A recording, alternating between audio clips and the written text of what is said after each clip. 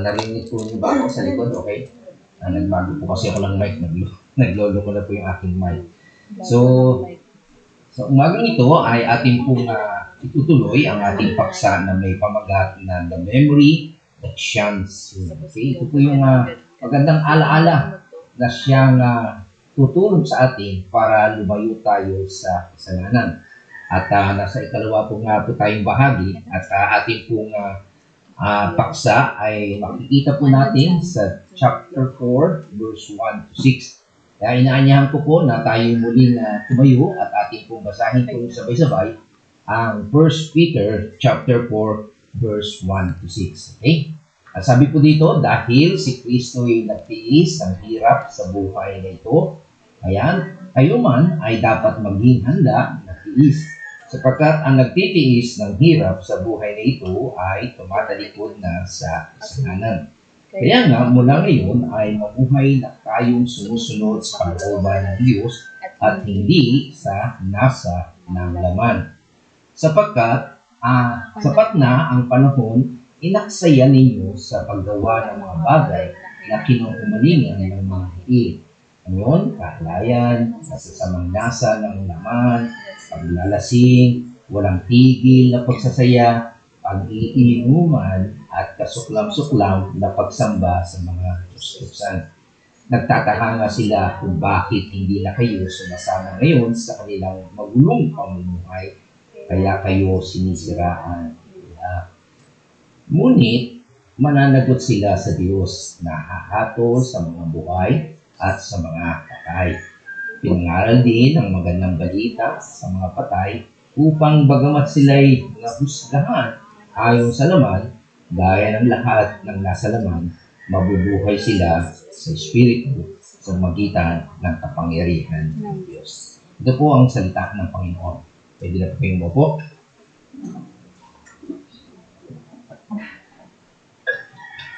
Napakaganda pong mga talata ito na ating pasimula sa pagharap natin sa bagong taon. Malimit kasi ang New Year's resolution ng iba ay hindi na sila kakain ng marami, mag-exercise sila, ayaw nilang tumaba, gano'n. Diba? Yung mga panglabas. Okay? Pero dito makita natin ang napakagandang dinuturo sa atin na hindi lang kung taon na ito, kundi yung goal natin sa buhay.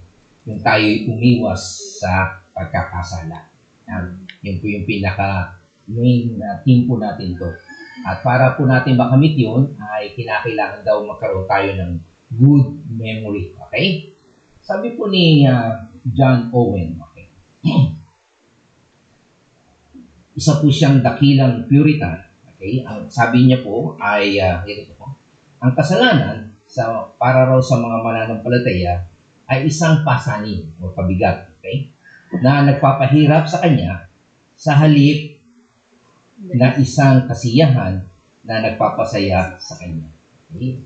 So, sa pananaw po ng isang mananampalataya, ang kasalanan po ay isang pabigat po yan. Okay? O isang pasanin sa halip na ito daw ay kasiyahan na nagpapasaya sa kanya. Okay? Halimbawa po yung kasalanan, halimbawa ng immoralidad. Okay? Akala ng iba ay nakaisa sila, lumigaya yung kanilang lupang katawan, okay? May isa na paulit-ulit nilang ginagawa yan, akala nila magpapasaya sa kanila, pero hindi nila alam na winawasak na nito ang kanyang buhay at ang buhay ng kanyang pamilya. So yun po yung makikita natin implikasyon ng sinabi po ni John Owen. Okay? At yan ay siguro sumasang-ayon po ang bawat isa sa atin. Tandaan po natin, ang bawat tunay na mananampalataya ay nabubuhay po tayo sa napakalaking labanan sa pagitan ng pagnanasa ng hindi pa natutubos na laman at sa pilitang impluensya ng bagong tao.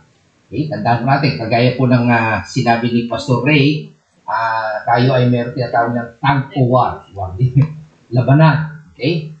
O, pero sabi niya ay paligsahan yun. Pero hindi po ito paligsahan, kundi labanan talaga ng ating flesh, okay, o body, na hindi pa po natutubos, nalubos, at ng ating bagong pagkatao, yung new creature, yung divine nature na binigay sa atin ng Panginoon.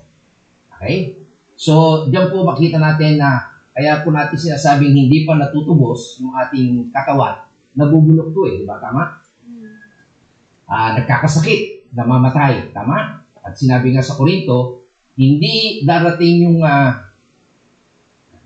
katawan na glorified body hanggat hindi namamatay ang ating lupang katawan. At ang isa sa mga makikita natin diyang labanan ay sinasabi po doon sa Romans chapter 7 verse 15 to 20 ay sabi nga po doon ay mayroon pong mga mabubuting bagay na nanatili sa aking katawan. Okay? Ayun. Walang mabuting bagay na nanatili sa aking katawang makalaman. Kaya kong naisin ng mabuti, ngunit hindi ko nga lang magawa ang mabuting ninanais ko. So makikita nyo, sa sarili mo ay may labanan. Okay? Sa araw ay nagdadrive ako Gusto mong ipag-drive dahil nga may sasakyan ka, pero ayaw ng katawan mo. Anong kasalanan yung katawan? Gusto mong i-drive, alam na alam business ko yun. May sasakyan naman kami. Pero hindi mo magawa kasi inaanto ka, tinatamad ka. Yun yung makikita natin na may labanan Unless labanan mo. Okay? But I see to it na pagdating ng linggo, ako nagpapasalamat sa Panginoon, andiyan si Jumel. Galing pa siya sa Tagaytay. Maaga siyang dadating dito. Mahalaga kasi kung walang driver, sino magsasalita rito? Hanggang ngayon walang driver. Pero kapag wala sila, talagang sasabihan mo yung sarili mo, gawin mo ito. Kahit yung inaasahan mo na magdadrive, wala.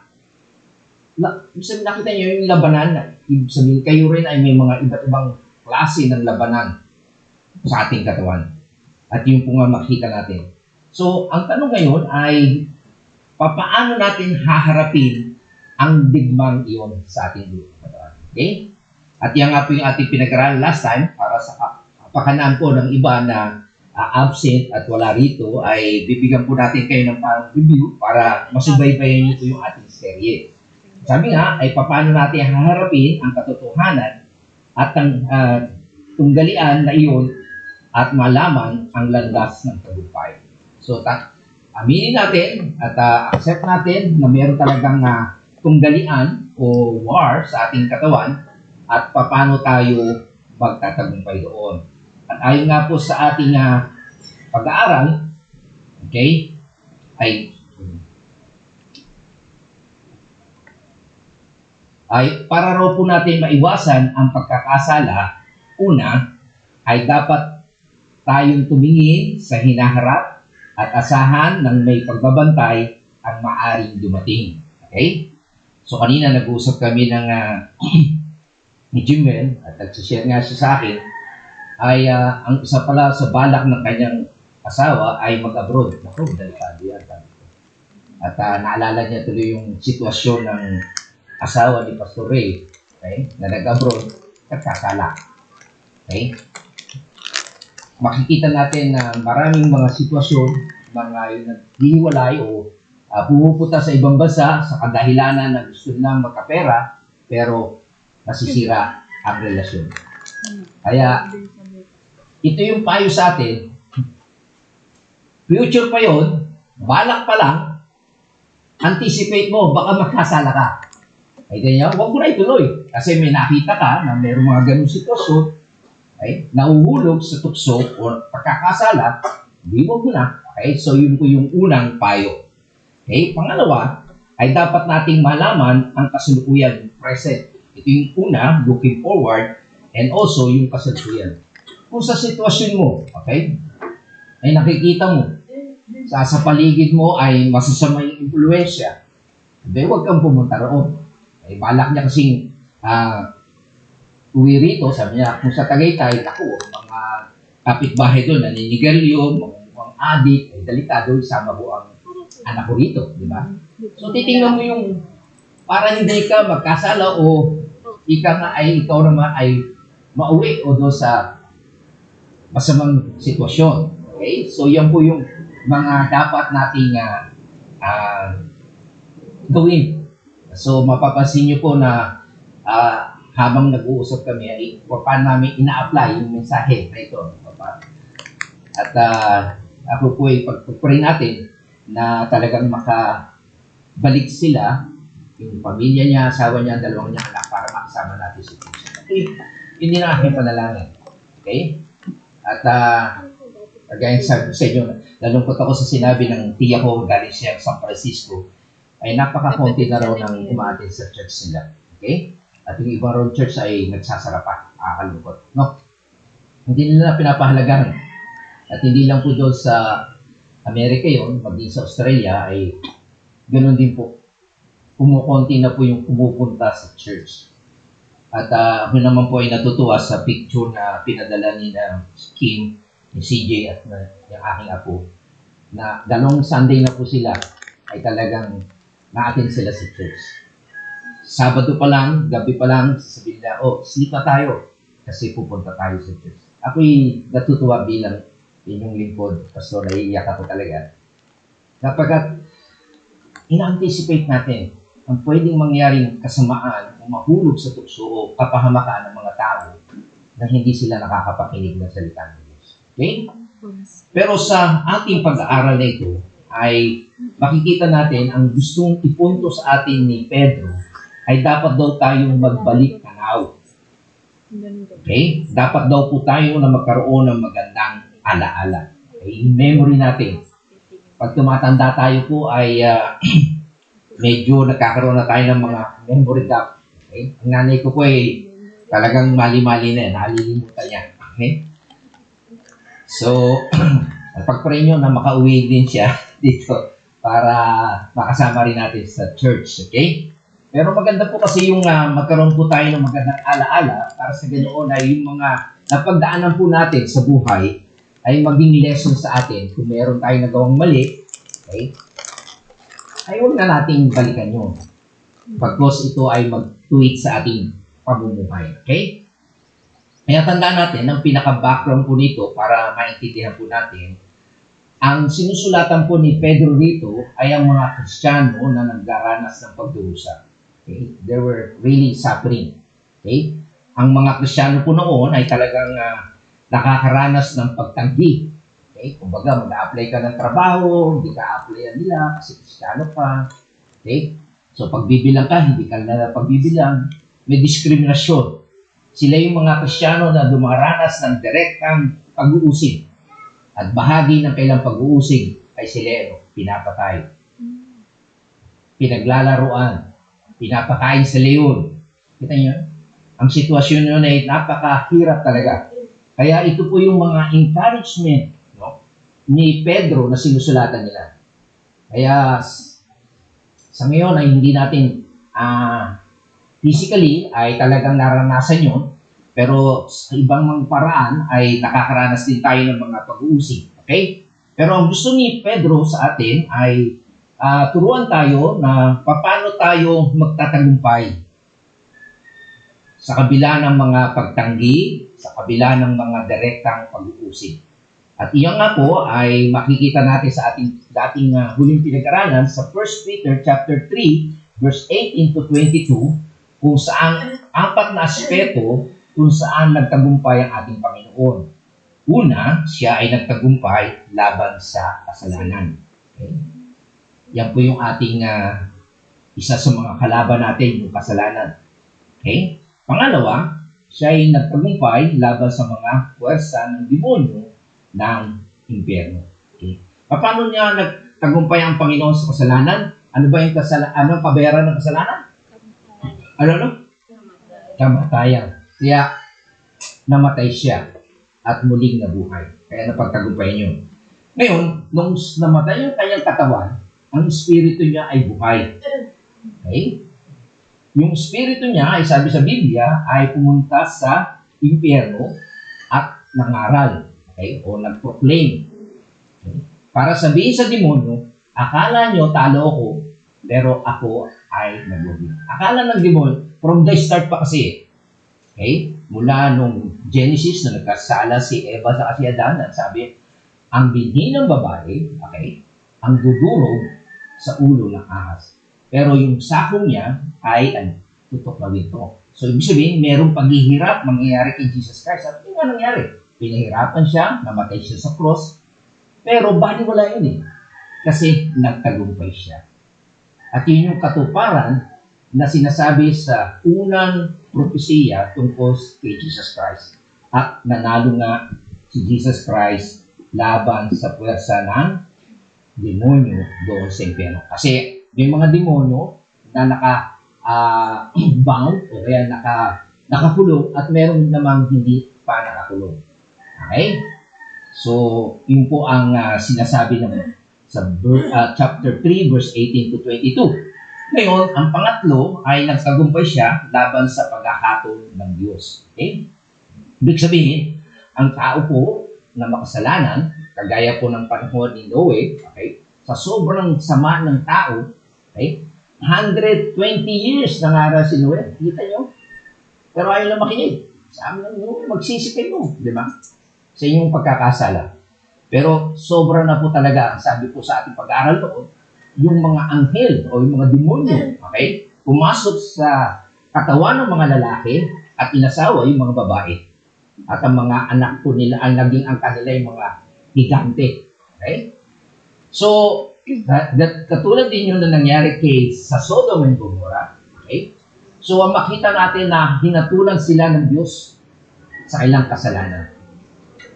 So, ang nangyari po, sa ginawa na po ng Panginoon nung namatay siya sa cross, okay, na pagtagumpayan niya o ang paghahatol ng Diyos. Okay, ito pong minsan nakakalimutan ng iba, ng mga pastor o mga nangangaral, yung katwiran, justice and holiness of God. Okay? Nababaliwala nila. Kaya meron tayo narinig na, okay lang ako, basta wala akong ginagawa ng masama, mabuti naman ang Diyos, o ang Diyos naman mahal ako ng Diyos, kaya okay lang na hindi ako makinig sa salita ng Diyos, maliligtas naman ako. Maling-mali po yun. Okay? Nalilimutan natin yung pagiging matuwid ng Diyos. Sa isang kasalanan po natin na hindi kayo nagsisisi at hindi mo kinilala si Jesus, hahatulan ka ng Diyos. Kita nyo sa istorya ni Noe, ilan lang naligtas? 8 lang. Pero ilang taon sila pinangaralan para magsisi? 20 years. Kaya ang salvation po ay paghahatol o pagliligtas sa paghahatol ng Diyos. Okay? So yun po ang na-accomplish niya. Yung hatol o galit ng Diyos ay naibugos kay Jesus Christ. Ganyan? Siya yung nag-substitute. Kung paano yung panahon ni Noe, ginamit niya yung arko para maligtas yung 8, si Jesus Christ, siya yung arko. Siya yung safety natin, siya yung salvation natin para maligtas tayo sa paghahatol ng Diyos sa susunod. Okay? So, I hope na maintindihan natin yun. And then, yung pang-apat, ay nakamit niya para sa kanyang sarili ang sukdulang kataas-taasang kapangyarihan. Okay? So, yan po yung makita natin na pagkatapos niyang mamatay, nabuhay na maguli, umakyat siya sa langit, at kagaya ng sabi ko sa inyo, yung ascension ay hindi pangkaraniwan sapagkat ang lahat ng mananampalataya pag namatay, aakyat sa langit. Pero ang kaibahan ni Jesus Christ, ang sabi sa Biblia, walang umakyat sa langit kundi yung bumaba mula sa langit. Sino lang yun? Si Jesus Christ lang yun. Diba tama? So yun po ang kaibahan ni Jesus Christ. Galing talaga siya sa langit, bumaba siya para accomplish yun, para magtagumpay siya laban sa kasalanan, laban sa demonyo, at sa paghahatol ng Diyos. Kaya nung sinunod niya ito, ano nangyari? Siya yung binigyan ng kataas-taasang kapangyarihan. Siya ngayon ay nasa luklukan ng Diyos. Ayan. So, makita po natin dito, ang punto po ni Pedro, okay, sa mga mananampalataya noon, hanggang ngayon sa atin, kung i-apply po natin ito, ang punto ni Pedro ay gaano man kahirap ang puot o yung galit nila ng mga tao sa mga mananampalataya, gaano man katindi ang pag-uusig.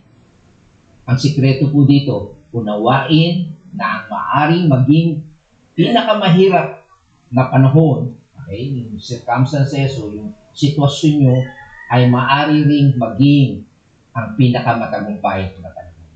Okay? So, yan po ang gusto niyang ipunto sa atin. Kung dumadaan man tayo sa pinakamahirap na panahon ng ating buhay dahil may nagagalit sa atin, may napopoot sa atin, may umupusig sa atin, pero pwede po yang gamitin ng Diyos para magtagumpay tayo. Kung paano po nagtagumpay ang ating Panginoong Jesucristo, okay, sa krus, ay makikita din po natin na pwede po tayong magtagumpay. Okay? So, yan po yung mga punto o lesson na ating tinalakay last time. Again din, kaya nga po ang Kristyano, ang pagdurusa ay maaaring maging matagumpay. So, kagaya kanina, inawit natin yung kahit may mga problema tayo, so tandaan po natin, kapag tayo mananampalataya, hindi ka problem-free. Okay? May problema. May mga pagdurusa tayong mararanasan. Pero pwede ito na maging matagumpay tayo. Okay? Yan po ang sinasabi sa talata 1 ng chapter 4. Kaya sabi niya, kaya nga, yamang may malaking tagumpay sa pagdurusa, yamang si Kristo ay nagdusa sa laman, sandatahan din ninyo ang inyong sarili ng gayon ding layunin, sapagkat ang nagdurusa sa laman ay tumatanggi sa kasalanan. Okay? So yan po yung makikita natin malaking accomplishment o tagumpay, yung tumigil tayo sa pagkakasala. At sabi din po ni Pedro, sabi niya, si Kristo ay nagdusa ng may tagumpay sa laman, gawin din ninyo ang gayon. Okay? So, ang magiging modelo po natin kung paano nagtagumpay para tayo magtagumpay laban sa laman ay kung ano ang naging tagumpay ni Yesu Kristo. Maari kang magkaroon ng tagumpay na sa ilang paraan ay katulad ng tagumpay ni Kristo. So, tandaan po natin, bilang mga mananampalataya, okay? Kaya nga po tayo tinawag na Kristyano, ang ating modelo o ang ating basihan ng ating pamumuhay ay yung kay Kristo. Okay? So, ano sinabi po din ni Pedro? Nagsabihin niya si Kristo ay nagdusa sa laman. Ang ibig sabihin lang ni Kristo nito ay si Kristo ay ano? Ay namatay. Yan po yung maliwanag na sinasabi sa 1 Peter chapter 3 verse 18. Sabi po dito, sapagkat si Kristo na walang kasalanan ay namatay ng minsan para sa iyo mga makasalanan. Anong layunin? Upang iharap kayo sa Diyos. Siya'y namatay ayon sa laman at muling binuhay ayon sa Espiritu. Ibig lang po sabihin, yung kanyang pagdurusa, ang pinaka-ultimate na nangyari doon ay mamamatay siya. Okay? Pero sa kabila noon ay siya'y nagtagumpay. Okay? Kaya ang sabi po din niya, sabi din ni Pedro, kung gayon, sandatahan ninyo ang inyong mga sarili ng parehong enonia. Okay, yun po yung Greek word na kaisipan na sabi, parehong ideya, parehong layunin, parehong prinsipyo ng parehong kaisipan. At anong kaisipan iyon? Anong idea at anong layunin? Na kayo ay handang mamatay alang-alang sa katuwiran dahil alam ninyo, maaari kayong magtagumpay. Pag kayo ay nakikinig ng news, lalo na yung meron kami pangalan ng babae na nakita siya sa Mindoro at ayon, nasasabing ano na siya, estudyante, pero sa ibang news, nasabi ay siya NPA, talagang may mga pictures na may hawak na siya mga ano, di ba? At ang ginagawa nila, nagre-recruit sila, di ba? Nakalungkot po kasi yung mga ideolohiya niya o kaisipan na itinuturo sa mga kabataan. Paghihimagsik, di ba? Tama? At yung iba namang pananampalataya, yung mga mga Muslim ay, ano yung tinuturo sa kanila? Pumatay ka, di ba? Ano premyo sa'yo? 70. 7-0 na virgins. Lagi niyo yung mga ideolohiya nila. Okay? Ano yung mga tinuturo sa kanila? Ang masaklap ito, tinuturoan silang maging pumatay. Pero ang Panginoon ay hindi yun po ang itinuturo. Siya yung pinatay. So, ang gusto ng Panginoon, para makita mo yung tagumpay, ay willing kang mamatay para sa cause. Kasi alam mo, na pag ikaw yung namatay, titigil na ako sa kasalanan. Kasi nga, may labanan tayo, di ba? Problema natin yan, kahit tayo Kristiyano. So, kapag pinatay ka ng mga persecutor mo, ay salamat. Tapos na laban. Di ba? So, yun po yung makikita natin na idea yun. Kaya dapat pagkaroon tayo ng ganoong armado o yung tayo ay sundatahan. Kasi ito po ang tinuturo ng Panginoon sa Matthew chapter 10, verse 38 to 39. Sabi niya, ang hindi pumasa ng kanyang krus at hindi sumunod sa akin, ay hindi karapat-dapat sa akin. Ang nagsisikap na mag-umilit, mapanatili ang kanyang buhay, yung ililigtas mo on your own, ay siyang mawawalan nito. Ngunit ang mawala ng kanyang buhay, alang-alang sa akin, ay makakamit ito. Maraming tao ay they're planning para sa kanilang future, para maging maayos sa kanilang buhay. Pero sabi ng Panginoon, mawawalan yan, sayang lang. Pero kapag ikaw ay binigay mo yung buhay hanggang sa sukdulan na ikaw ay willing mamatay, makakamit mo ito. Very worth it ang iyong buhay. Okay? Yan din po sinasabi sa Matthew 16, verse 24 to 25, sinabi ni Jesus sa kanyang mga alagad, ang sino mang nagnanais sumunod sa akin, ay kailangang itakwil niya ang kanyang sarili, pasanin ang krus at sumunod sa akin. Ang naghahangad na maligtas sa kanyang buhay ay mawawalan nito, ngunit ang mawala ng kanyang buhay alang-alang sa akin ay makakamit ito. So, ibig ko lang sabihin yan ay willing tayong ibigay ang ating buhay, handa tayong mamatay para sa Panginoon. Okay? So, ano po yung sinasabi sa talata na ano ang tagumpay na yan? Tingnan niyo sa dulo ng talatang 1. Dahil ang nagdurusa sa laman ay tumitigil na sa kasalanan. Yan ang isang aspeto nito. Okay? Ibig sabihin, nagdurusa ka sa laman o nagsuffer ka hanggang sa ikaw ay mamatay. Pag ikaw ay namatay, hindi ka na magkakasala. Okay? Kung ikaw ay mamamatay, ikaw ay titigil na sa kasalanan. Okay? Ang punto nito, ang pinaka masamang magagawa sa iyo ng mga mag-uusig sa iyo ay patayin ka, at kung mapatay ka nila, tapos na ang boxing. Okay? Tapos na ang laban. Di ba? Sabi, di ba karamihan ay yung mga persecutor, papatayin ka namin. Itakwil mo si Jesus, ganyan ang ginagawa nila. Di ba? Yung sinabi kay Martin Luther, nung siya nag-protest laban sa maling katuruan ng Roman Catholic. You recant. Bawiin mo ang iyong mga pahayag. No? I'm willing to die. Gaya tulad din ng mga mananampalataya. Okay?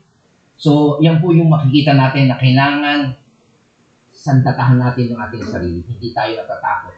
Okay? Na kahit tayo patayin, dahil sa ating pananampalataya, mabuti, hindi pa natin naranasan yun. Diba? Pero doon sa mga Muslim country, okay?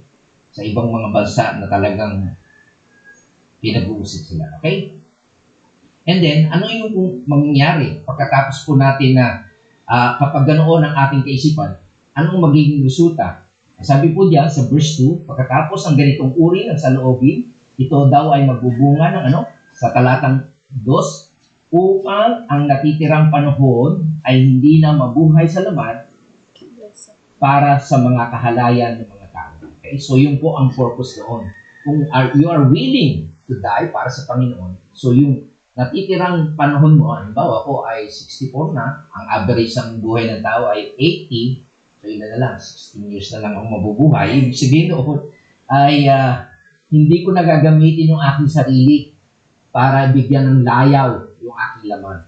Okay? Kundi, ang gagawin ko, ay susundin ko na ang kalooban ng Diyos. Okay? Kaya, ito po ang napakahalaga habang tayo nabubuhay. Okay? Kung, di ba, malimit na sabi sa inyo, nagkakaroon tayo ng New Year's resolution. Magpapapayat na ako. Okay? Ang problema, hindi naman ako mamayat. Ano ba, araw-araw nagtitimbang ako? Pataas ng pataas. Nakakalungkot. Okay, naglalaro nga ako, pero tumataas ako naman. Kasi alam niyo bakit? Maaga kasi ako nagising. Galing sa loob. Tapos maglaro ako tennis. Pag-gising ng misis ko sa niya, gusto mo kumain? O, sweet naman ako. Doble almusal ko. Kaya baliwala yung aking paglalaro. Okay.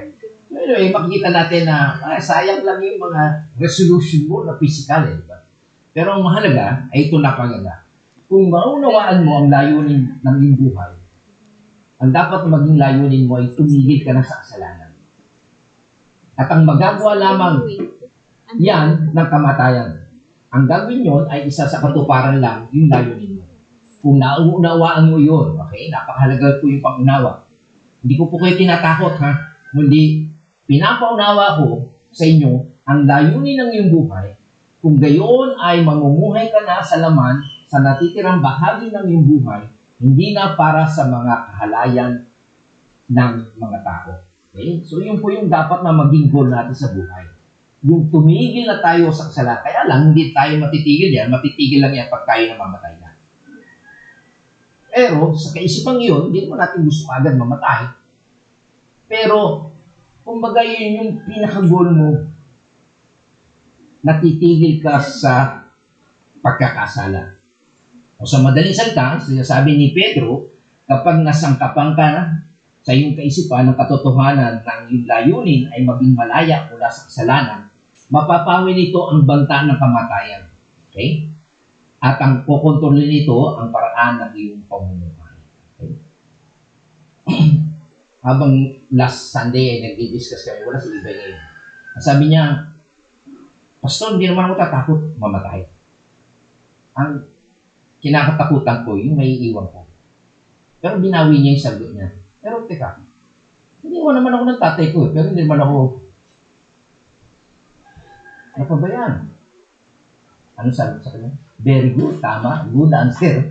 Totoo yun. Alam niyo yung mali natin. Yung natata.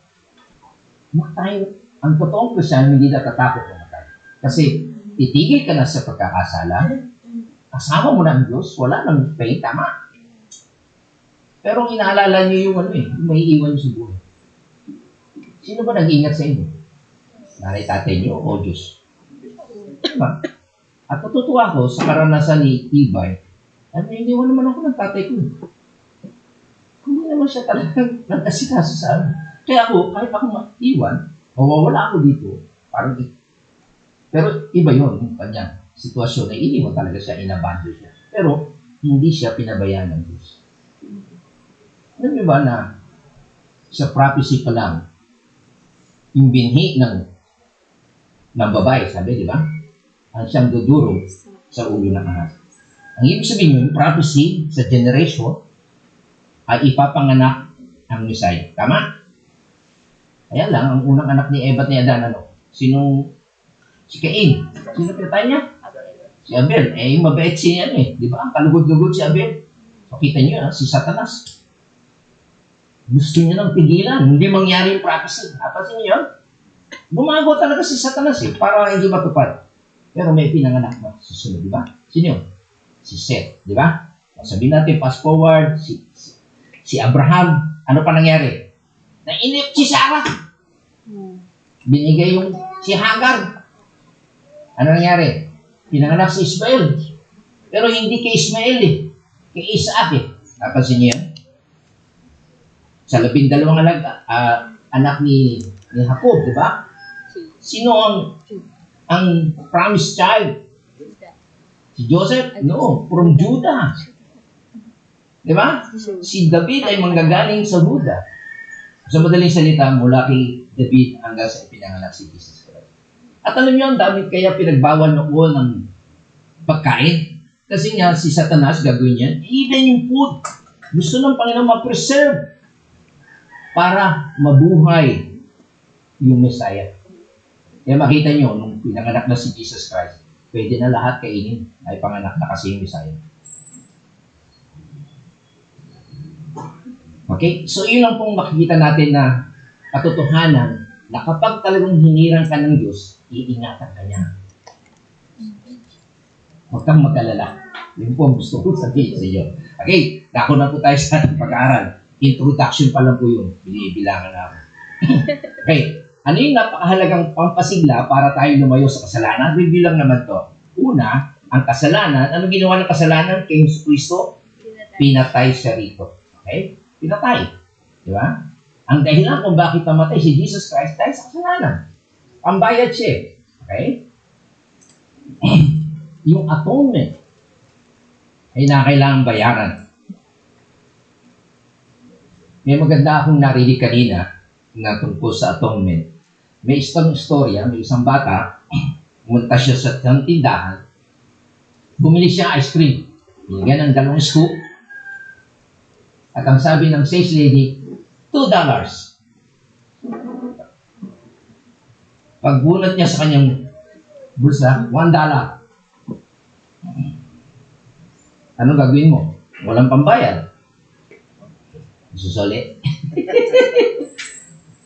May kasunod, ang ginawa, dinagdagan. Okay.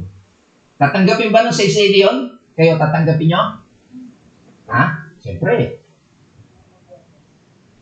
$2, di ba? $1 lang yung bata. Yung pera niya, yung bigyan na niya, anong gagawa mo, no? Di ba, Lucas, kung binigyan ka, ay, no? Iiyak ka ba? Di ba? Ito na ang pangalawang istorya, sabi. Ang ginawa ng babata, wala yung tindera. Kumuha siya ng ng kong. Kumuha siya ng... Tumakbo siya. Nahuli siya. Eh ngayon, andito na naman yung tao. Ano niya? Tumawag ng pulis. Nahuli. Okay? Sabi niya, babayaran ko. Sabi ng mama. Pero sabi ng pulis, sa may-ari o yung sa tindera, tatanggapin mo ba? O magdidimanda ka? Kapasin yung kaibahan. Hindi lang pera ang pinag-uusapan. Yung una, pera lang pinag-uusapan. Kasi, yun lang pera niya, kulang, tama? Pero dito, may morality na ginawa ang bata. Nagnakaw na siya. Kaya dapat, hindi lang pera yan, babayaran mo. Kapasin niyo, may batas na morally, yung una, pera lang pinag-uusapan, kulang lang ng $1. O yun, financially. Pero, itong pangalawa, nagnakaw na eh. Kahit bayaran to ng $2, mayroong pang konsekwensyon kung papayag yung may-ari sa $2 o paparusahan yung bata. Alam nyo, hindi lang po sa sitwasyon ni Jesus Christ, hindi niya lang binayaran yung ating utang. Okay? Kundi ang pag-ginawa niya, isinugo ng Diyos ang kanyang anak para yun ang parusahan. Ano yan? Yun po ang ginawa. Hindi po niya binaliwala ang kasalanan. Okay, patawarin na natin. Kasi tinotolerate mo yung pagkakamali, yung pagnanakaw. Pwede ulitin ng bata yun. Tama po ba? Ako yung atonement, yung sinasabi na bakit siya namatay, bakit pa? Kasi nga, galit ang Diyos sa kasalanan. Hindi niya pwedeng baliwalain na lang. Kundi, ang pinambayad niya ay ang kanyang sarili. Kasi, siya ba nagkasala? Hindi. Tayo yung nagkasala. Okay? So, I hope na makita niyo yung pangalawa. Pangalawa, ano yung ginawa ng kasalanan sa mga Kristiyano? Okay? Pinatay din sila. Okay? Kagaya po ni si Stephen, pinatay din sila. Ayan po yung ginagawa sa mga martir. At sila po ay namatay para sa layunin ni Kristo. Okay? At hindi lang po yan, alam po natin sa mga relasyon natin, kagaya sabi mo sa inyo, sinisira po nito ang pagkatao mo. Okay? Pag ikaw ay naglalasing, talaga namang makita natin isa sa mga kasalanan na binanggit niya sa mga kahalayan, pagnanasa ng laman, yung adultery, yung mga immorality, susunod, paglalasing. Okay? Ano yung kaibahan ng paglalasing at pag-iinuman? Sa susunod na linggo, pag-aaral. At yung paglalasing, sa sarili mo lang yun. Yung pag-iinuman, may kasama ka na. Right? Yan po ang makikita natin. Kaya sabi nga po dito, dapat nating kamuhian ang kasalanan dahil ito ay pumatay kay Kristo. Dapat nating kamuhian ang kasalanan dahil pinipigilan nito ang ating mga mananampalataya sa mga layunin ng Diyos. Anong gusto ng Panginoon sa atin? Maging perfecto, maging banal, katulad ni Kristo, at malaya sa kasalanan. Yan po ang ginagawa ng kasalanan sa mga Kristiyano. Pinipigilan tayo nito na maging kung ano ang nararapat para sa atin. At gayon din, pinipilit naman tayo nito na gawin ang mga bagay na ayaw natin. Ito yung nagpupusa sa atin. Kung ayaw natin gawin, sabi niya, hindi, gawin mo yan. Ginagawa ng kapitbahay mo yun, ginagawa ng kasamahan mo yun, gawin na. Nangungarap sila, hindi kungarap ka na rin. Diba? At hindi natin gawin ang mga bagay na gusto natin. Yung dapat naman natin gawin ay hindi naman natin nagagawa.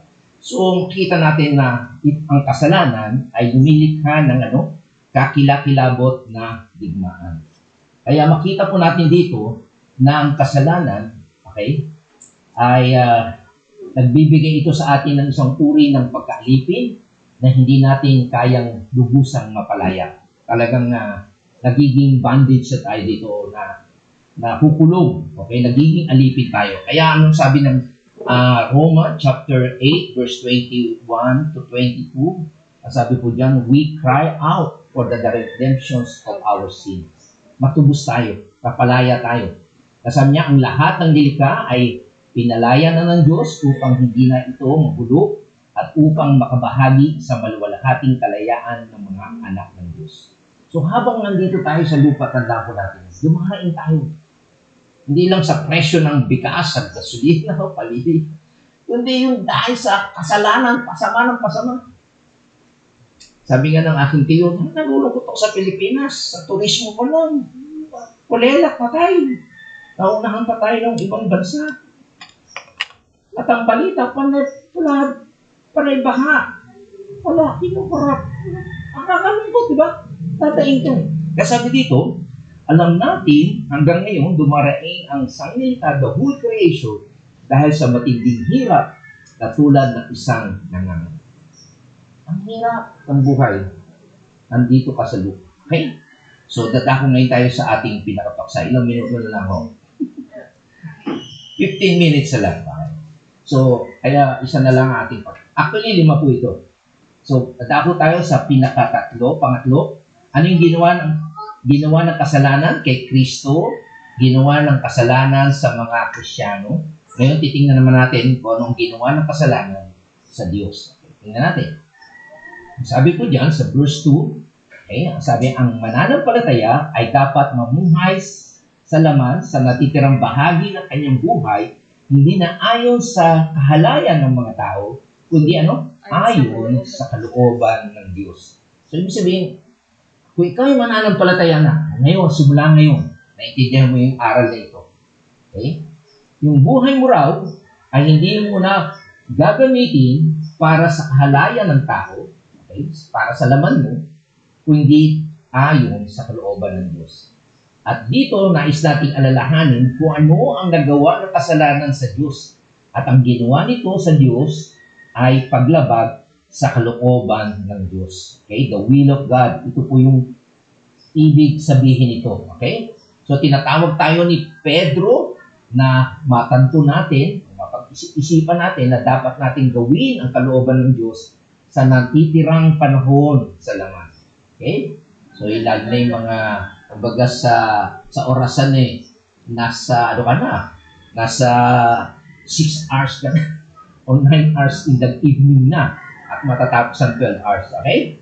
So, sabi niya, ay,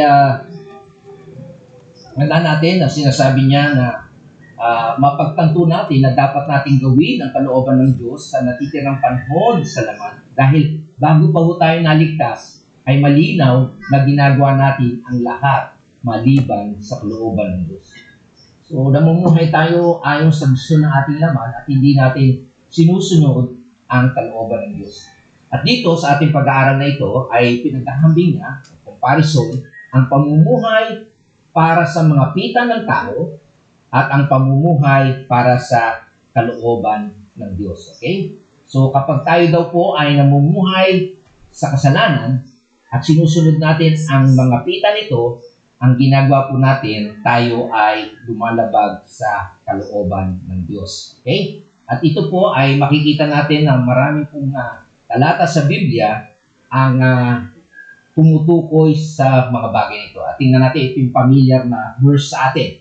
Sabi po dito sa Matthew chapter 7 verse 24 to 27, sabi niya, kaya ang bawat nakikinig at nagsasagawa ng mga salita kong ito ay matutulad sa isang matao, matalino, nagtayo ng kanyang bahay, na ang pundasyon ay bato. Umulan man ng malakas, bumaha at binagyo ng malakas na hangin, ang bahay na ito ngunit hindi nagiba sapagkat nakatayo iyon sa bato. Maliwanag po, binibigyan kong emphasis yan. Ang bawat nakikinig ng salita ng Diyos. Kaya malaking advantage po na pupunta kayo sa church. Okay? Hindi para maging panatiko kayo o religyoso kayo. Ang mahalaga dito, nakikinig kayo ng salita ng Diyos. Hindi para sumayo-sayo lang tayo, magsayahan tayo, kumain tayo tinapay dyan, magkape-kape. No, makinig tayo ng salita ng Diyos. Para sa ganoon, gawin natin, sundin natin ang salita ng Diyos. Kasi kapag ginawa natin yon, magiging tayo matalino. Hindi si tatalino, matalino. Kapag dumating daw yung bagyo, ulan, pagsubok sa buhay mo, babaksa ka ba? Nakatayo ka. At dito naman, pangalawa, ito yung comparison. Pero, nakikinig kayo, ha? Okay? Maraming tao nakikinig nga. Pero hindi naman ginagawa, hindi ina-apply. Kaya anong mangyayari? Matutulad kayo sa isang taong hangal ang tawag. Nagtayo kayo ng kanyang bahay sa may buhanginan. Ano sabi? Umulan ng malakas, bumaha, binaliwan ng malakas na hangin ang bahay. Ito ay bumaksak. So, napansin nyo ba na may binanggit ba po dyan na yung nagtayo sa batuhan ay made of hollow blocks? Made of steel? Yung nagtayo sa buhanginan, may sinabi bang made of wood? Wala. Ano kaibahan? Yung pundasyon. Sana kasalala ito. At ano yun? Paano natin malalaman? Yung nakikinig at ina-apply ito, okay? Yun ang matalino. Pero yung nakikinig niya, merong iba napunta sa church, natutulog lang Magaling magpatulog ang mga pastor. Diba? Pag nagbabasa kayo yung Biblia, naanto kayo Diba? Kapag ganoon lang kayo, hangal kayo. Kasi, ano sinasabi niya? Anong buwan niya? Hindi. Wala ba pansinin niyo ito Yung sa verse 27 at sa verse 25, pansinin niyo. Parang pareho, umulan ng malakas, bumaha at binayo ng malakas na hangin ang bahay na iyon. Pareho po yan sa verse 27. Ang gusto ko, yung intensity, di ba? Patasan, intensity ng mga bagyo. Pareho Meron bang intensity doon sa, intensity 1 ba lang yung sa batuhan? May intensity 3 ba o 5 yung sa 27? Wala, pareho lang. Ano yung kaibahan? Pareho sila nakinig. Hindi lang tinupad ang kalooban ng Diyos. At ano nyo, ang sabi dito? Ang mga bagay po na ito, okay, na yan ay maaaring ibuod natin sa pagsasabi ang paghuhukom ay darating sa huli at ito ay darating sa mga hindi sumusunod sa kalooban ng Diyos. Yung bagyo po, baha, lindol, yan po yung paghahatol ng Diyos. Kaya napakahalaga po na nakikinig kayo at sinusunod mo ang kalooban ng Diyos. Kasi ito, tingnan nyo. Ano sabi diyan? Hindi lahat ng tumatawag sa akin, Panginoon, Panginoon. Ano ibig sabihin? Simba yan. Diyos yan. Kasi Diyos ko eh. Di ba? Panginoon eh. Ay papasok sa karya ng langit. Kundi ang mga tao lamang na sumusunod sa kalooban ng aking amang kasalanan. Ay kasi napunta ka nga sa church, natutulog ka naman. Hindi mo pinakikinggan ang sinasabi ni pastor at hindi mo ina-apply. Masabi lang pumunta ka sa church. Punta kayo dyan sa amin. Kasi nadaan kami dyan sa ano eh. Lalo na pag Pasko, ako napakaraming tao na sa labas na kukwentuhan lang nakakain. Sumimba na sila. O ayun. Ayun ang turo sa amin ng araw eh. Baka, yung mahal, si Bagat eh. Parang marami kang mapapaskuhan. At saka kung mayroon ka hiling eh, bibisin. Naku po, hindi ka naman nakinig eh. Pumunta ka lang doon sa mga, nagsawsaw ka lang, sawsaw supa, maulit ka yan. Diba? Isasabihin lang, Panginoon, Panginoon, tapos gusto na pumunta sa langit. Naku, hindi naman na sinusunod ang kalooban ng Diyos. Okay? Yan. Ito, hindi yun ay isang pangaral, isang exhortation sa atin, mga kapatid, itong mga salatang ito, para tayo ay sumunod sa kalooban ng Diyos. At ito po yung tiyatawag na The Great Commandment. Ano sabi niya? Lumapit sa Jesus, ano yung bili ng Panginoon sa mga alagad, ibinigay na sa akin ang lahat ng kapangyarihan sa langit at sa lupa. Okay? Kaya't habang kayo humahayo, okay? Kapag ito yung tinutunan, gawin ninyong mga alagad ko ang lahat ng bansa, bautismuhan ninyo sila sa pangalan ng Ama at ang Anak at Espiritu. Ano sabi? Turuan ninyo silang sumunod sa lahat ng inuutos ko sa inyo. Tandaan ninyo, ako'y laging kasama ninyo hanggang sa katapos-tapusan ng panahon. Okay? So mga kapatid, lalo sa mga Sunday School teacher, sa mga nagsishare ng Ebanghelyo, anong sabi dyan? Ito ay napakahalagang bahagi ng paggawa ng mga alagad, ang paghihikayat sa tao na sumunod sa utos ng Diyos na nagpapahayag ng kalooban ng Diyos. Yan napakahalaga po, aaralan natin sila. Hindi lang natin patataasin ang kamay, pananalangin, o save ka na. Kundi turuan nyo yun na sundin ang kalooban ng Diyos. Okay? Yan po ang malaking pagkakamali ng iba, yung easy-bilibidisi. Okay? Tapos hindi naman sila naturuan na sumunod sa Panginoon. Okay? Kaya ano po ang turo po ng banal na kasulatan, sabi ni Pablo, pagkatapos niyang ituro from Romans chapter 1 to 11, the doctrine. Anong dapat mong gawin? Okay? Huwag na kayong, sabi sa verse 1 at 2, sabi niya, huwag na kayong makiayon sa takbo ng mundong ito, magbago na kayo sa magitan ng ano? Pagbabago ng inyong pag-iisip. Bakit? Upang maunawaan ninyo ang ano? Kalooban ng Diyos. Ano yung kalooban ng Diyos? Ito yung ano? Mabuti, kalugod-lugod, at ganap na kalooban. Ay napakahalaga po na mag-aral po tayo ng salita ng Diyos. Pakinggan po natin yan, i-apply po natin yan. Kasi kapag alam natin ang kalooban ng Diyos, ito daw yung good, acceptable, perfect will of God. Alam natin, matutuwa ang Diyos kapag sinusunod natin siya. Tama? Mga anak ninyo, pag sumusunod ba, matutuwa kayo o pinaparusahan ninyo? Diba? Ititreat nyo pa, di ba?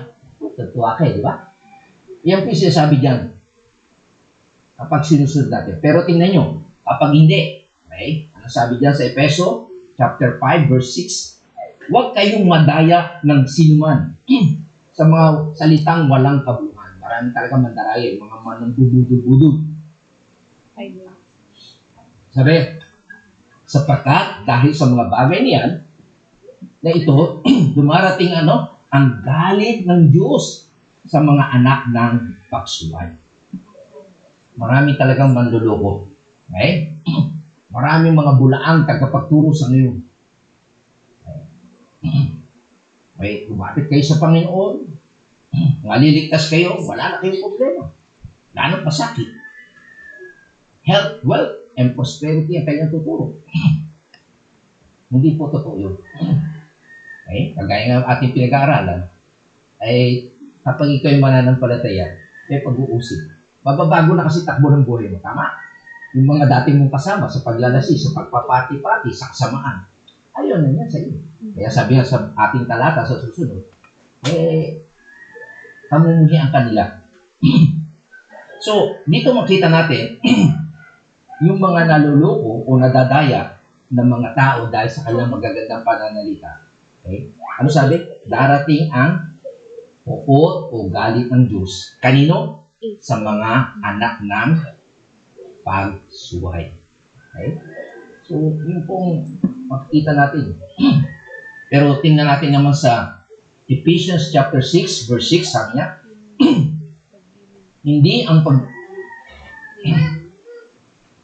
hindi ang paglilingkod sa paningin na gaya ng pagbibigay lugod sa mga tao, kundi bagkus gaya ng mga alipin ni Kristo na ginagawa mula sa puso ang kalooban ng Diyos.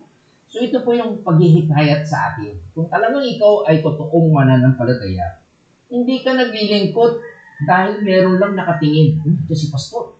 Linis tayo, si Pastor. O kaya nagtatrabaho, diyan si Boss. Pag wala na si Boss, wala na. O kaya naman, ay gusto mo lang yung pagbibigay lugod sa tao. Man pleaser ka lang. Ginagawa mo yan para ma-promote ka. Nakakalungkot po. Kung yun ang ating motivation, pagpunta rito, sa pag-aaral, hindi maganda po yun. Dapat we are doing the will of God from the heart.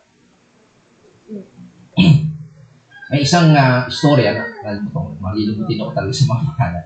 Sabi niya, isang Kristiyano, businessman siya, na-encourage siya.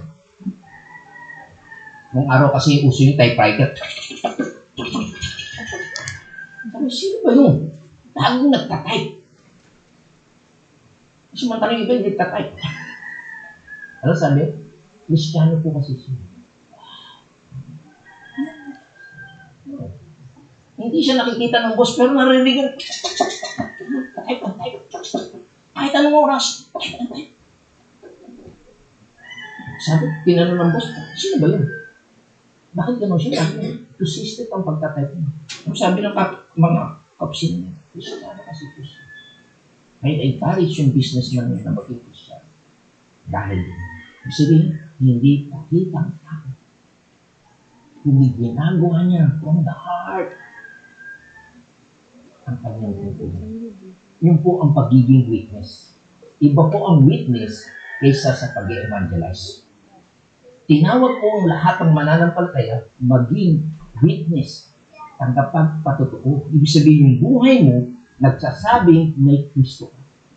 Nagsasabing ikaw ay Kristiyano, hindi ka nangangaral. Ang evangelist o nag-evangelize o nagsishare ng gospel, nangangaral ng salita ng Diyos. Pero siya hindi yung babae niya. Kundi consistently ginagawa niya, hindi man siya nakikita ng boss niya, nagtatype siya lang. Ito na-encourage yung boss niya na maging mananampalataya. Dahil gusto ko yung ganun ilan. Sinusunod at kalooban. Kaya meron din po isang Kristiyano na ang pangalan ay si Epaphras. Okay? Sabi niya, ni Pablo, binabati kayo ni Epaphras na isa sa inyo na lingkod ni Kristo Jesus na siyang laging nagsisikap, okay? Dahil sa inyo, sa kanyang pananalangin, talagang nagpe-pray siya lagi upang kayo yung magsisiyatatag, mga sakdal at lubos na tiwasay sa lahat ng kalooban ng Panginoon. So napakahalaga po yung nagpe-pray po tayo lagi. And also, para ma-perfect natin, makumpleto natin ang kalooban ng Diyos. Kasi habang tayo nabubuhay, gusto natin yung kalooban ng Diyos ang masunod. Even si Jesus Christ, aming pinag-aaralan niya sa prayer meeting natin. Sinabi niya kay Pedro, kay James, and John, pwede ba samahan niyo ako sa pananalangin? Kahit isang oras lang. Nag-pray si Jesus Christ. Pagdating, tulog. Sabi ng mga manalangin kayo at magpuyat para huwag kayong madaig ng tukso. Kaya alam nyo, kaya ito sinusulat ni Pedro sa atin. Para huwag tayong madaig ng tukso o kasalanan, lagi tayong mag-pray. Ipag-pray natin yung kalooban ng Diyos, hindi tayo padalos-dalos. Huwag tayo natin pangunahan ng Diyos, kagaya ng ginawa ni ano ko yung pangalan ko yun ng asawa ni Abraham. Si Sarah. Di ba? Pinangakuan sila ng Diyos, magkakaanak sila at the old age. Pagtakal. Sabi niya, baka itong aking alipin si Hagar. Pinangunahan nila ang Diyos. Ano naging resulta? Nag-aaway tuloy ang Muslim at ang mga Hudyo dahil sa ginong. Ay mga kapatid, dapat tayong manalangin. Lagi tayong umasa sa Diyos para masunod natin gusto ng Diyos at hindi gusto natin. Even si Jesus Christ, makita natin, not my will, but thy will be done. Okay? So, tandaan po natin, ang kasalanan sa kabilang banda ay nagsimula mula pa kay Kay Lucifer. Sino si Lucifer? Siya yung magandang anghel na nilikha ng Diyos. Okay? Dahil siya sa langit. Pero sa kanyang pagbagsak ay isang pagpapahayag ng pagsuway, pagtatanging tanging gawain ang kalooban ng Diyos. Pagtanggi, gawin ang kalooban ng Diyos. Okay? So, yan po ang ginawa ni Lucifer. Okay? Yung sumuway. So, ang kasalanan po, ibig sabihin niya, ay ito ay paghihimagsik laban sa sabi ng kasulatan. At ang kasalanan ay puot laban sa Diyos. So, yan po ang makikita natin. Hindi lang po, kapag tayo nagkasala, hindi lang po tayo nagkasala sa tao, kundi nagkasala tayo sa Diyos. Okay? So, ang punto po dito na pinapakita sa atin, kapag alam natin, okay, na ang kasalanan ay paglaban sa puot ng Diyos, paano pa tayo magkakasala kung uunawaan natin na nilibag na nito ang kalooban ng Diyos. Okay? So, dapat natin po intindihin po niyan. Kasi ang Diyos natin ay nagpapahala sa atin. Ang Diyos ay mapagmahal, mawain, mabait. Tapos, paano natin mabubuhay na larawan ito na sinasabi ni Pedro? Okay? So, tandaan po natin, kaya sabi niya, kung alam mo na ang Diyos ay nagpapala sa iyo, mapagmahal sa iyo, okay? Kaya huwag ka nang magkasala. Habang nabubuhay ka, huwag mo nang gawin ang yung gusto ng tao o yung laman mo, kundi sundin mo na ang kalooban ng Diyos. Okay? Again, katapos-tapusan sa ating pag-aaral, kung nais mo iwasan ang kasalanan sa iyong buhay, dapat kang tumingin saan? Nakaraan. Dapat mong unawain kung ano ang ginawa ng kasalanan kay Kristo. Anong ginawa? Siya'y pinatay nito. Pangalawa, ito ay dapat kasuklaman natin, nakakamuhi na bagay. Dapat mong maunawaan kung ano ang nagawa nito sa Kristiyano. Maiinis ka talaga, di ba? Kapag sinira nito ang buhay ng isang Kristiyano, nakilala mo, mahal mo sa buhay, maiinis ka sa kanila. Bakit ka ba? Nagawa yun. Hindi ko na gagawin yun. Di ba? Kaya yan po yung makikita natin sa Biblia. Even yung mga kasalanan ng mga mananampalataya, ng mga Israelita noon, isulat po yan eh. Ang dahilan, huwag natin gayahin. Okay? So ganyan po, makita natin ano ang ginawa ng kasalanan sa mga Kristiyano. Ano po? Ito po ay pinababagal o pinipigilan sila nito na maging hiwalay dito sa lahat ng kailang makakaya at dapat nilang gawin. Okay? And also, dapat mong tandaan ang ginawa nito sa Diyos. Ano po yung ginawa nito? Nilabag nito ang kanyang banal na kalooban. Okay? So, meron po tayong pakiramdam na tinatamaan nito ang kanyang pinagpalang mukha. Talagang direct hit sa kanya yun. So, ang ibig ko lang sabihin yan, tayo po ay naghihimagsik laban sa Diyos. Okay? So, yan po ang makikita natin. Tingnan natin sa huling dalawang talata na ito. Ano sabi po ni Jeremias? Sa Jeremias 22, verse 21, Sabi niya, nagsalita ako sa inyo nung kayo'y masagana. Pero ano naging reaksyon nila? Subalit hindi kayo nakinig. Ganyan na ang ugali nyo mula pa sa inyong kabataan. Kahit minsan, hindi kayo sumunod sa akin. Saklap, no? Meron ba kayong mga anak na ganyan? Sa panahon ng kanyang kabataan ay hindi sumusunod? Ang tawag ko dyan ay rebellion. Okay? At ito pa. Ang sabi ni Jeremias, sabi niya, tingnan nyo ang mga anak ni Jonadab. Okay? Sabi niya, hindi sila umiinom ng alak. Ang galing. Hanggang sa araw na ito. Sapagkat gayon, ang misang inutos na kanilang ninuno. Sinabi ng kanilang ninuno, huwag kayo inom ng alak. Simula noon hanggang ngayon, sabi niya, hindi umiinom. Pero sabi ng Panginoon, ngunit ako'y laging nagsasalita sa inyo. Hindi man lang kayo sumusunod. Kita niyo. Mabuti pa si Jonah, isang salita lang. Nakinig yung anak. Pero ang Diyos nagsalita sa bansang Israel. Ilang beses? Lagi. Pero hindi sila sumusunod. Ito po ang ibig sabihin ng kasalanan. Pag-ihimagsik sa Diyos. Ayaw sundin ang kalooban ng Diyos. Mga kapatid, sa susunod na ating pag-aaral, okay, ito yung ating ginawa na kasalanan kay Kristo, ginawa na kasalanan sa Kristiyano, ginawa na kasalanan sa Diyos. Yung susunod nating dalawa ay tatapusin natin sa February. Sa susunod na linggo ata si Pastor Gael. Ang susunod po natin ay yung ginawa ng kasalanan sa nawalang sangkatauhan o lost humanity.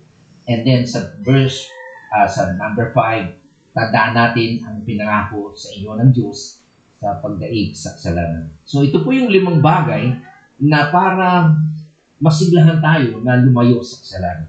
Kasi nga po, matinding labanan natin yung mga Kristiyano habang tayo nabubuhay.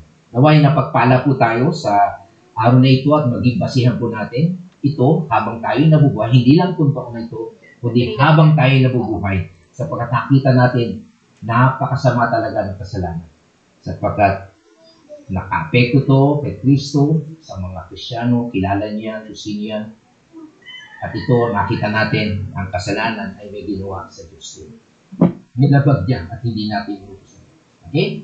At then, titignan natin sa susunod kung ano nangyari sa lost humanity. Napakasaklap. Okay? And then, napakaganda po naman na yung pangako ng Diyos. Okay?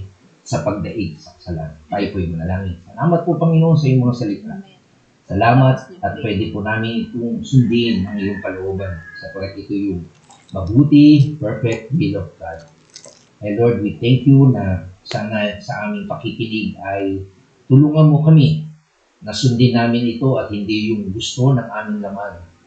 Bagkus sa nalalabing oras, panahon at taon ng aming buhay na yung pinapahiram, ay piliin namin yung kalooban mo, hindi yung sarili naming kagustuhan, lalo na yung pagbibigyan namin ng aming laman.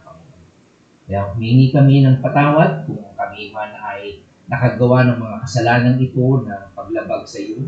At tulungan mo rin kami, Panginoon, yung aming mga kapatiran sa mga ginagamit mo sa pangangaral ng iyong salita, lalo mo sa Sunday School, naturuan namin ang mga bata ng tamang katuruan upang sila ay hindi madaya at mamuhay sila ng tama at wasto sa iyong kalooban. Ito po, Panginoon, ang aming dalangin sa pangalan ni Jesus. Amen at amen. Purihin po natin.